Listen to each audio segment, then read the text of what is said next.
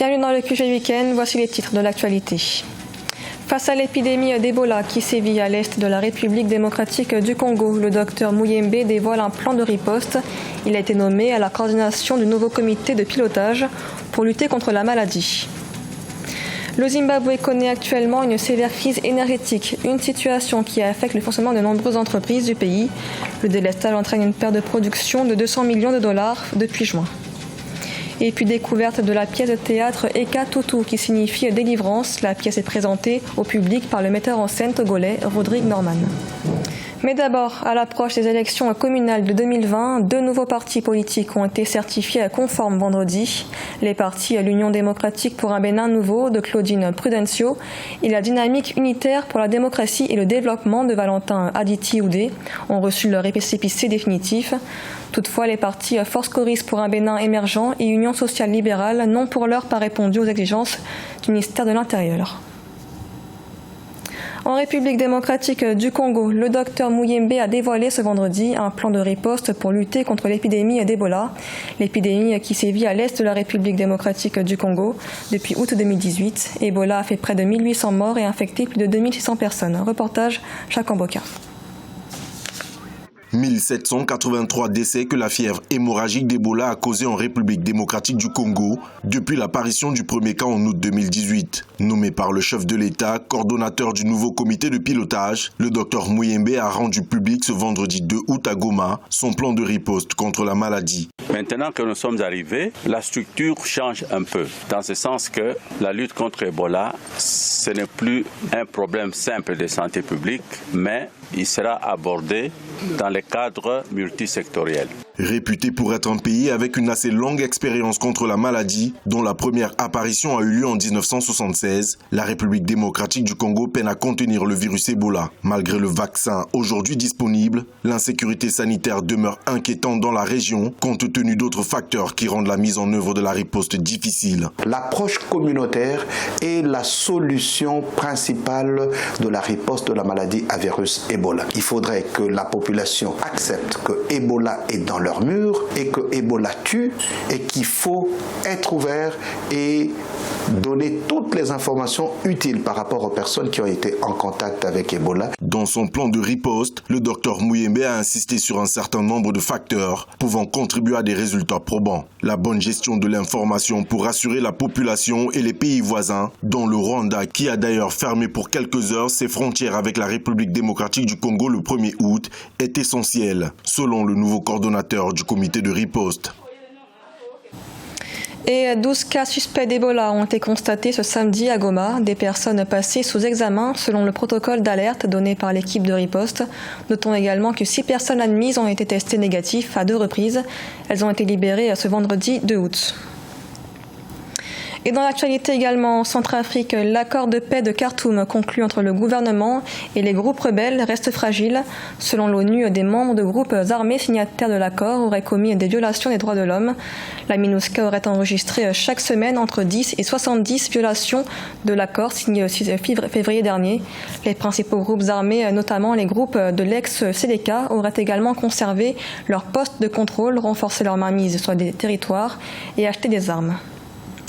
En Afrique, le bétail a longtemps été un outil de mesure de richesse. Une application a été mise au point en Afrique du Sud. Elle permet de mettre en relation les investisseurs et les exploitants. Les investisseurs peuvent, par le biais de leur téléphone portable, acheter des actions de bétail pour seulement $41. Amenechi.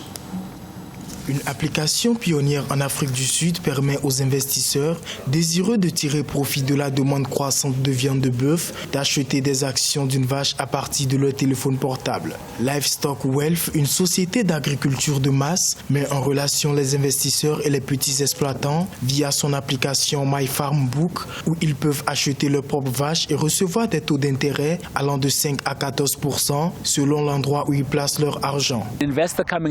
Un investisseur qui entre dans Livestock Wealth peut investir dans un veau de 18 000 rands. Après la naissance et la vente de ce bébé, ce processus prend 12 mois et les 18 000 rands de ce client auront généré un revenu de 2 000 rands pour pouvoir obtenir 20 000 rands.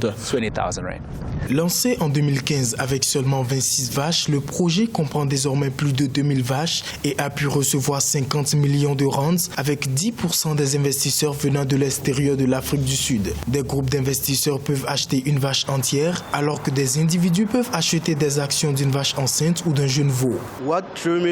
Ce qui m'a attiré dans cette méthode d'investissement, c'est le fait que je pouvais investir dans quelque chose que je pouvais voir afin que ce soit tangible. L'élevage contribue jusqu'à environ 51% à l'économie agricole en Afrique du Sud. À noter que les prix mondiaux des moutons et du bœuf ayant augmenté après la sécheresse dans les principales régions productrices. Cependant, l'impact des conditions météorologiques sur le coût des aliments pour animaux, que les fluctuations de la demande mondiale de viande de bœuf peuvent affecter les investissements dans la vache. Le Zimbabwe est en pleine crise énergétique. Le pays produit en effet environ 1100 MW pour une demande de 2100 MW, une situation qui affecte le fonctionnement des entreprises, régulièrement confrontées aux coupures d'électricité. Aïssatou Bari. Le déficit d'électricité que connaît le Zimbabwe depuis maintenant plusieurs mois a un impact sur la production des entreprises. L'usine de plâtre de Moses Cheporora supporte difficilement le poids des délestages récurrents. L'entreprise qui produisait 20 000 sacs de plâtre par mois ne produit plus que 7 000, une perte pour cette entreprise qui compte 24 employés. C'est une période très difficile car nous devons fonctionner pendant la nuit. Notre usine consomme beaucoup d'électricité et compte tenu des défis auxquels le pays est confronté à l'heure actuelle, nous sommes obligés de faire notre production le soir. Avec une production d'environ 1100 MW pour une demande de 2100 MW, le pays n'arrive plus à satisfaire la demande croissante de la population. C'est à 22 heures que Cynthia Chabuino, mère de 4 enfants, se lève pour terminer les tâches ménagères. C'est une énorme contrainte. L'électricité vient tard dans la nuit alors que je suis censée dormir. Mais je dois me lever et faire des tâches ménagères comme aller chercher de l'eau et repasser. C'est insupportable. En 2016 déjà, le pays avait connu une crise comparable due notamment au faible niveau des eaux du barrage hydroélectrique de Kariba. Afin d'atténuer la crise, le Zimbabwe envisage d'importer directement de l'électricité des pays voisins comme le Mozambique ou encore l'Afrique du Sud pour faire tourner ses exploitations minières. Le metteur en scène togolais Rodrigue Norman a présenté sa pièce de théâtre nommée Ekatutu, ce qui signifie délivrance, une pièce qui évoque l'histoire d'un ancien combattant qui veut prendre le pouvoir. Reportage Mifa Kofi. Inspirée d'un fait historique, la pièce théâtrale Ekatutu en Mina, qui veut dire délivrance, retrace l'histoire d'une journaliste qui repart sur les traces d'un gendarme accusé de tentative de coup d'État. Condamné à la peine de mort, ce gendarme a été finalement gracié. Ekatutu est écrite et mise en scène par le Togolais Rodrigue Norman. C'est une pièce qui questionne la responsabilité individuelle de chaque citoyen dans l'évolution d'une nation. Je t'ai dit de ne pas lui tirer dans les couilles. D'abord, j'ai visé sa tronche, mais je l'ai raté. Alors les couilles. Je me suis dit qu'il ne doit pas porter de pare-balles de ce côté-là. Sur scène, c'est le professeur de lettres à l'université de Lomé, Togwata Apedouama, qui interprète le rôle du gendarme devenu ancien combattant. C'est un défi esthétique pour moi en tant que spécialiste de théâtre, parce que j'ai tout fait, la mise en scène, l'écriture, mais je n'ai jamais interprété un personnage. La femme est au centre de toute chose de la pièce.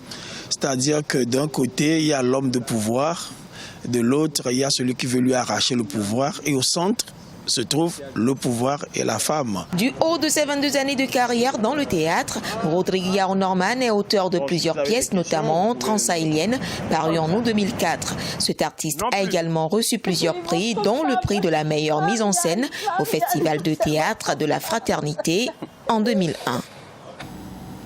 Ce journal a été réalisé par l'ensemble de la rédaction. Merci de l'avoir suivi. L'information continue sur Africa 24.